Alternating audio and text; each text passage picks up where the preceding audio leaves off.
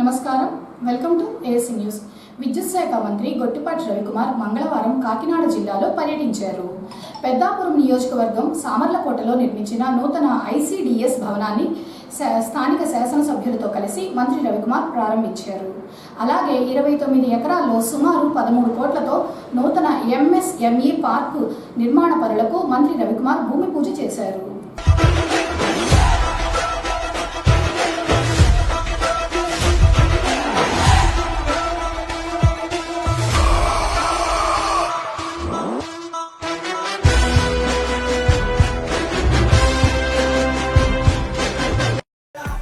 ప్రతి అడుగు ఒక యుద్ధమే, ఆ గెలుపే నీ గమ్యం. నీలో గల ధైర్యమే నిన్ను నడిపించే సైన్యం. ఎదలో సంకల్పమే నీ ఆయుధమనుకో నేస్తం. ఎదురయ్యే ఆపద నిన్నపదు ఏ మాత్రం. పోరాడు పోయేదేమీ లేదు, తప్పులేనే లేదు. ఎక్కుపెట్టు బలమంతా వల్ల కానిదేది లేదు. కష్టమేమి కాదు ఈ ఆటలోన నువ్వే విజేత. ప్రతి అడుగు ఒక యుద్ధమే, ఆ గెలుపే నీ గమ్యం. నీలో గల ధైర్యమే నిన్ను నడిపించే సైన్యం. ఎదలో సంకల్పమే నీ ఆయుధమనుకో నేస్తం. ఎదురయ్యే సింగరకొండ ప్రసన్నాంజనేయ స్వామి ఆలయ రాతిముఖ మండపం కుంభాభిషేకం ఏర్పాట్లు చురుకుగా చేస్తున్నారు. ఈ నెల 14వ తేదీ నుంచి 19వ తేదీ వరకు ఆలయ ప్రాంగణంలో ప్రత్యేక పూజలు నిర్వహించనున్నారు. భక్తుల రాక కోసం ఏర్పాట్లు చేస్తున్నారు. 18వ తేదీన శృంగేరి పీఠాధిపతి విధిశేఖర భారతీ స్వామీజీ వారి శిష్య బృందం హాజరు కానున్నారు. 14వ తేదీ నుంచి 18వ తేదీ వరకు పూజా కార్యక్రమాలు, హోమాలు జరగనున్నాయి. యాగశాల కూడా సిద్ధం చేశారు. 19వ తేదీన ఉదయం గుండ్లకమ్మ నది నుంచి సుమారు 1008 మంది మహిళా భక్తులు కలశాలలో నీరు తీసుకువచ్చి అభిషేకించనున్నారు. కార్యక్రమానికి ప్రధాన ఆకర్షణగా శృంగేరి నుంచి మేనకా గజ వాహనాన్ని రప్పిస్తున్నారు. ఈ సందర్భంగా ఈవో తిమ్మనాయుడు మాట్లాడుతూ సింగరకొండ శ్రీ ప్రసన్నాంజనేయ స్వామి ఆలయంలో 12వ తేదీన మహాకుంభాభిషేకం జరగనున్న నేపథ్యంలో అన్ని ఏర్పాట్లు చేశారని, వివిధ జిల్లాల నుంచి భక్తులు తరలి వస్తున్న నేపథ్యంలో దాతల సహాయ సహకారాలతో మరియు సత్రాల్లో దేవాలయంలో అన్నదానం ఏర్పాటు చేశారని, అద్దంకి నుంచి సింగరకొండకు వచ్చేందుకు ఉచిత రవాణా సౌకర్యం భక్తుల కోసం ఏర్పాటు చేశారని ఈవో తిమ్మనాయుడు తెలియజేశారు. శ్రీ ప్రసన్నాంజనేయ స్వామివారి దేవస్థానం సింగరకొండ నందు దేవస్థానం పునర్నిర్మాణం సందర్భంగా మహాకుంభాభిషేక కార్యక్రమాన్ని ఏర్పాటు చేశాము. ఇందులో భాగంగా శ్రీ శృంగేరి పీఠాధిపతి శ్రీ జగద్గురులు విధిశేఖర భారతీ తీర్థస్వామి వారి చేత ఈ కుంభాభిషేక కార్యక్రమాన్ని నిర్వహించడం జరుగుతుంది. ఈ కుంభాభిషేక కార్యక్రమం 14వ తారీఖు నుంచి 19వ తారీఖు వరకు నిర్వహిస్తున్నాము. ఈ కార్యక్రమానికి స్థానిక శాసనసభ్యులు మరియు మంత్రివర్యులైనటువంటి గొట్టిపాటి రవికుమార్ హాజరవుతున్నారు. అలాగే 14వ తారీఖున ఉదయం 9 గంటలకు గణపతి పూజ పుణ్యవాచనంతో ఈ కార్యక్రమాన్ని మొదలుపెట్టి సాయంత్రం వరకు యజ్ఞయాగాది కృతులన్నీ నిర్వహిస్తాము. అదేవిధంగా 15వ తారీఖున స్వామివారికి వేద పారాయణం, సుందరకాండ పారాయణం లాంటి అనేక వేద పారాయణాలని నిర్వహిస్తాము. 16వ తారీఖున ఈ క్షేత్రాధిపతి అయినటువంటి లక్ష్మీ నరసింహస్వామి వారికి విశేషమైన అభిషేకం నిర్వహిస్తాము. 17వ తారీఖున స్వామివారికి నిరంతరం జరిగేటువంటి లక్ష తమలపాకు పూజ మరియు ఇతర పూజలన్నిటివన్నీ కూడా కొనసాగిస్తూ 18వ తారీఖున విశేషమైనది. అదేవిధంగా ఆ 18వ తారీఖున ఈ దేవస్థానానికి జగద్గురులు శ్రీ విధిశేఖర భారతీ స్వామి వారి ఇచ్చేయుచున్నారు. వారికి ఘనమైన ఆహ్వానంని కూడా దేవస్థానం తరపున ఏర్పాటు చేస్తున్నాము. అలాగే కొనసాగిస్తూ 19వ తారీఖున స్వామివారికి మహాకుంభాభిషేక కార్యక్రమాన్ని శ్రీ జగద్గురులు విధిశేఖర భారతీ తీర్థస్వామి వారిచే ఉదయం 9 గంటలకు ప్రారంభమవుతుంది. ఈ కుంభాభిషేక కార్యక్రమానంతరం స్వామివారిని కళావాహన చేసి స్వామివారిని నిజ రూపంలో పునఃప్రతిష్ఠ చేసి భక్తులకి దర్శన ఏర్పాట్లన్నీ కూడా చేస్తున్నాము. ఈ కార్యక్రమాన్నంతటినీ కూడా స్థానిక శాసనసభ్యులు మంత్రివర్యులు గొట్టిపాటి రవికుమార్ ఆధ్వర్యంలో వారి సహాయ సహకారాలు, సూచనల ప్రకారం ఇక్కడ నిర్వహించడం జరుగుతుంది. అలాగే ఈ కార్యక్రమానికి అశేషమైన భక్త జనవాహిని దాదాపు 70,000 నుంచి 1,00,000 వరకు వస్తారని దేవస్థానం వారు అంచనా వేస్తున్నాము. వీరందరికీ కావాల్సినటువంటి ఏర్పాట్లన్నీ కూడా చేస్తున్నాము. రవాణా వసతి, ఉచిత రవాణా అద్దంకి నుంచి దేవస్థానం వరకు ఉచిత రవాణా వసతిని కూడా ఏర్పాటు చేస్తున్నాము. మరియు అన్నప్రసాదాన్ని ఇక్కడ దేవస్థానానికి వచ్చే ప్రతి భక్తుడికి కూడా ఉచిత అన్నప్రసాదాన్ని ఏర్పాటు చేస్తున్నాము.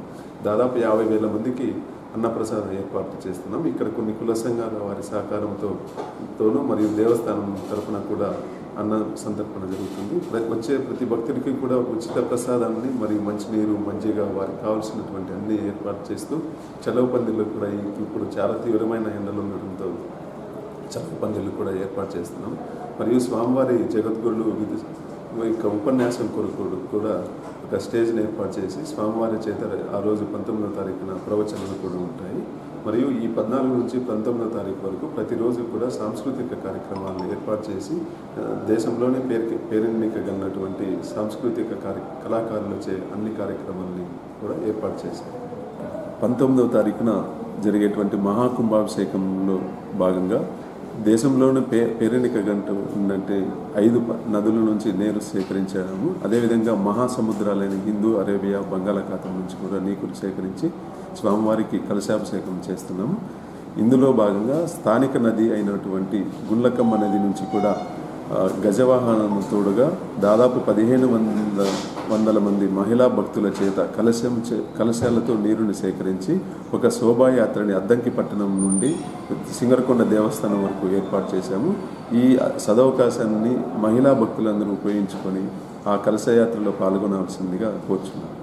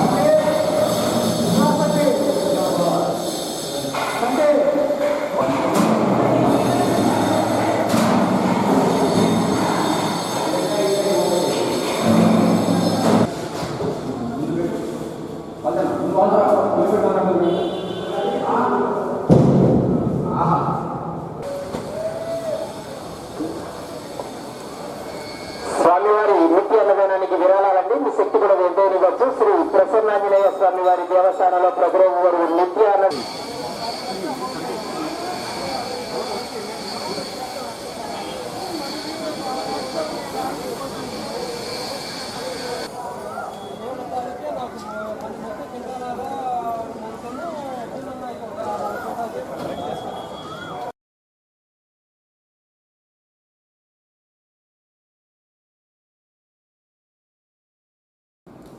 రాష్ట్ర ప్రభుత్వ ఆదేశాల మేరకు నేటి నుంచి అద్దంకి మండలంలో ఉన్న అన్ని సచివాలయంలో నూతన రైస్ కార్డు కోసం దరఖాస్తులు పెట్టుకోవచ్చని అద్దంకి మండల తహసీల్దార్ శ్రీచరణ్ తెలిపారు. అద్దంకి ఎంఆర్ఓ కార్యాలయంలో ఎంఆర్ఓ శ్రీచరణ్ మంగళవారం ఏఎస్ఎన్తో మాట్లాడారు. ప్రజలు ఎప్పటి నుంచో ఎదురు చూస్తున్న రైస్ కార్డుల కోసం ప్రభుత్వ దరఖాస్తులు పెట్టుకునేందుకు అవకాశం కల్పించిందని, సచివాలయంలో నూతన రైస్ కార్డుల కోసం మరియు అందులో పేర్లు, చేర్పులు, తొలగింపులు, చిరునామాలు, మార్పులు, చేర్పులు, కార్డు సరెండర్ చేయడం వంటివి దరఖాస్తులు నేటి నుంచి 20వ తేదీ వరకు చేసుకోవచ్చునని ఎంఆర్ఓ శ్రీచరణ్ చెప్పారు. మండలంలో ఉన్న ప్రజలు ఈ అవకాశాన్ని వినియోగించుకోవాలన్నారు. పూర్తి వివరాలకు గ్రామ సచివాలయంలో సంప్రదించాలన్నారు. అందరికీ నమస్కారం. నేను అద్దంకి తహసీల్దార్ని మాట్లాడుతున్నాను. ప్రజలందరూ ఎంతో కాలంగా ఎదురు చూస్తున్న కొత్త రేషన్ కార్డుల ప్రక్రియ నిన్నటి నుంచి గ్రామ వార్డు సచివాలయాల్లో మొదలైంది.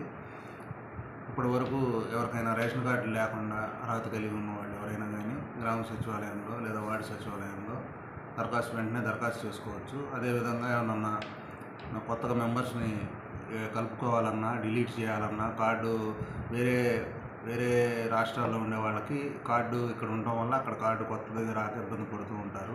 అలాంటి వాళ్ళు కార్డుని సరి చేయవచ్చు. ఎవరికన్నా రాంగ్ ఆధార్ సీడ్ అయ్యి వాళ్ళు ఇబ్బందులు పడేవాళ్ళు కూడా కొత్తగా రాంగ్ ఆధార్ సీడింగ్ పెట్టుకొని ఆధార్ని సరి చేసుకోవచ్చు.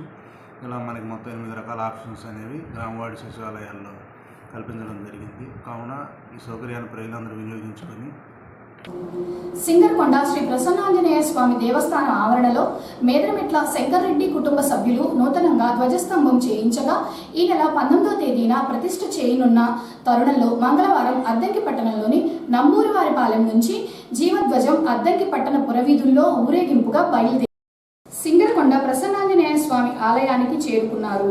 ధ్వజస్తంభ ఊరేగింపులో ధ్వజస్తంభ దాత అయిన మేదరమెట్ల శంకర్రెడ్డి కుటుంబ సభ్యులు పాల్గొని ముందుగా పూజలు చేసి ధ్వజస్తంభ ఊరేగింపుగా బయలుదేరి వెళ్లారు. ఈ నెల 19వ తేదీన దేవాలయంలో జీవధ్వజస్తంభము ప్రతిష్ఠ చేయనున్నారు. సుమారు 20 లక్షల రూపాయలతో నూతనంగా రెండోసారి మేదరమెట్ల శంకర్రెడ్డి జీవధ్వజస్తంభము ఏర్పాటు చేస్తున్నారు. సింగరకొండ ప్రసన్నాంజనేయ స్వామి వారికి దేవాలయానికి సంబంధించి పూర్వం 1984 సంవత్సరంలో మేము మా కుటుంబ సభ్యులము, అంటే నేను మేదరమెట్ల శంకర్రెడ్డి మా కుటుంబ సభ్యులము ధ్వజస్తంభ ప్రతిష్టని ఏర్పాటు చేయడం జరిగింది. తర్వాత కాలంలో ఉత్తర ద్వార గాలిగోపురం కూడా పూర్తిగా మా డబ్బుతో పూర్తిగా దేవాలయానికి సంబంధించి రూపాయి కూడా తాకుండా మా డబ్బుతో ఉత్తర ద్వార గాలిగోపురం కూడా నిర్మాణం చేయించడం జరిగింది. ఉత్తర ద్వార గాలిగోపురం నిర్మాణం సందర్భంగా ప్రతి ఏకాదశి నాడు ప్రతి సంవత్సరం కూడా మా చేత ద్వారంలో, అంటే మన ఉత్తర ద్వార గాలిగోపురంలో మా చేత పూజలు చేయించడం, తర్వాత మాత్రమే దేవుడికి గర్భాలయం ఓపెన్ చేయడం జరుగుతూ ఉంది ఈరోజు కూడా. అలాగే ధ్వజస్తంభ ప్రతిష్ఠ చేయించిన సందర్భంగా ఆనాడు మట్టిపల్లి నాగేశ్వరరావు గారు మాకు ప్రతి సంవత్సరము తిరణాలు చేసేటువంటి సందర్భంలో మేము ధ్వజారోహణ కార్యక్రమంతో ప్రారంభం చేసి, ధ్వజారోహణ కార్యక్రమాన్ని మేము ప్రారంభం చేసిన తర్వాతనే తిరణాల ప్రారంభమవుతుంది అనేటువంటి విధంగా ఆనాడు నుంచి ఈనాటి వరకు కూడా నడిపించడం జరుగుతుంది. మధ్యకాలంలో ధ్వజస్తంభం కొంత పాడు కావడం మూలంగా గ్రామ పెద్దలు, అద్దంకి పెద్దలు, మండలంలో ఉండేటువంటి పెద్దలందరి సహకారంతోనూ, తర్వాత మన ఎగ్జిక్యూటివ్ ఆఫీసర్ ఎండోమెంట్ తిమ్మానాయుడు గారి కూడా ప్రోద్బలంతో ఈ ధ్వజస్తంభాన్ని మళ్ళా మేము ఏర్పాటు చేయడం జరుగుతూ ఉంది. అదే కార్యక్రమంలో భాగంగా ఈ రోజున అద్దంకి పురవీధుల్లో ధ్వజస్తంభాన్ని ఊరేగింపుగా తీసుకొని గుడికి పోవడం జరుగుతుంది అనే విషయాన్ని కూడా మీకు తెలియజేసుకుంటున్నాం. ఇకపోతే 19వ తేదీన 19/5న ఈ యొక్క జీవధ్వజ దండ ప్రతిష్ట జరుగుతుందని, ఆ రోజున ఈ నిర్మాణం ఏర్పాటు చేయడం జరుగుతుందని. అచ్యుతాయ నమః, శ్రీరాయ నమః, సవిత్రే నమః, అలోచనాయ నమః, పూర్వదేవం విశిష్టాయాం శుభవిధౌ శ్రీమదః అస్య శ్రీ యజమానస్య సహ కుటుంబస్య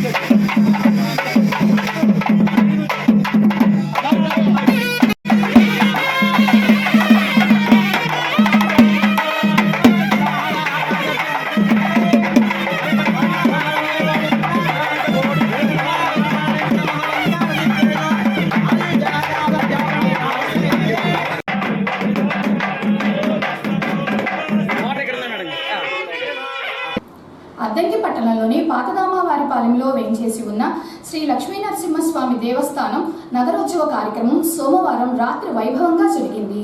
ఈ నెల 11వ తేదీన లక్ష్మీనరసింహస్వామి జయంతి సందర్భంగా కళ్యాణం నిర్వహించి సోమవారం రాత్రి దేవస్థానం తరపున లక్ష్మీనరసింహస్వామి నగరోత్సవం పట్టణ పురువీధుల్లో జరిగింది. ఈ సందర్భంగా ఏర్పాటు చేసిన కోలాట ప్రదర్శన అందరినీ ఎంతగానో అలరించింది. అనంతరము భక్తులకు తీర్థప్రసాదములు అందజేశారు.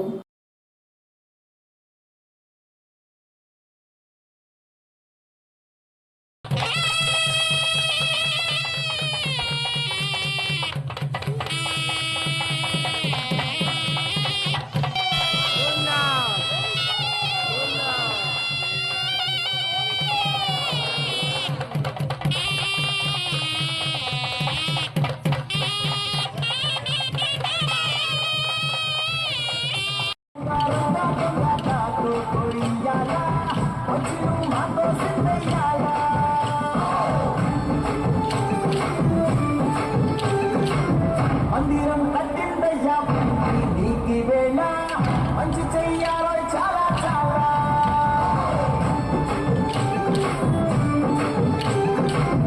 ఎవరో లేనా తిరిగి లేనా నువ్వు చేసే ప్రతి మంచి ఎదురయ్యగలేయగా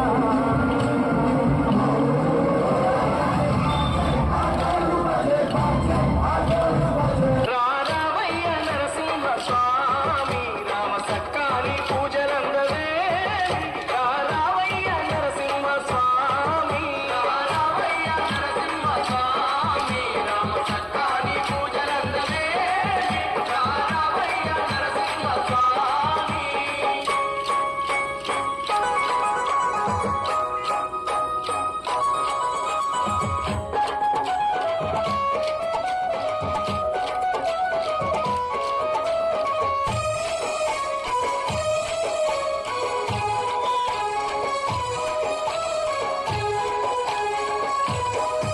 వారవారం నాడు శనివారం నాడు ఒక్క పొత్తులు వట్టి దిక్కు నువ్వని దర్శి ఒక్క పొత్తులు వట్టి దిక్కు నువ్వని దర్శి ఒక్క పొత్తులు వట్టి దిక్కు నువ్వని దర్శి మరువకుండా వచ్చి మంగళారతులిచ్చి పరమ భక్తితోని పాలు పండు పెట్టి పరమ భక్తితోని పాలు పండు పెట్టి పరమ భక్తితోని పాలు పండు తండ్రి వంటు నీ భక్తులమంతా నిన్ను కొలిసేము ఓ జగన్నాథ రావయ్య నరసింహ స్వామి రామ నెల్లు తొడుగున మురికిన బరువున వల్లపు సరసపు మురిపెనున వల్లలు తొడుగున మురికిన బరువున వల్లపు సరసపు మురిపెనున జల్లల కుప్పటి జామగపతిపై చల్లేరతి గలు జాగరా జల్లల కుప్పటి జామగపతిపై చల్లేరతి గలు జాగరా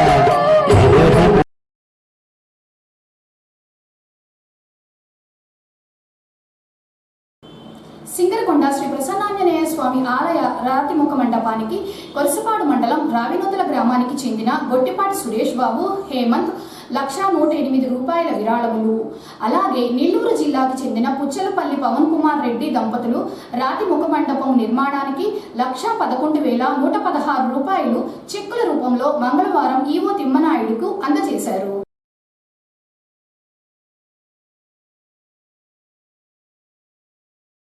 ఏఎస్ఎన్ న్యూస్ ఇంతటితో సమాప్తం. నమస్కారం.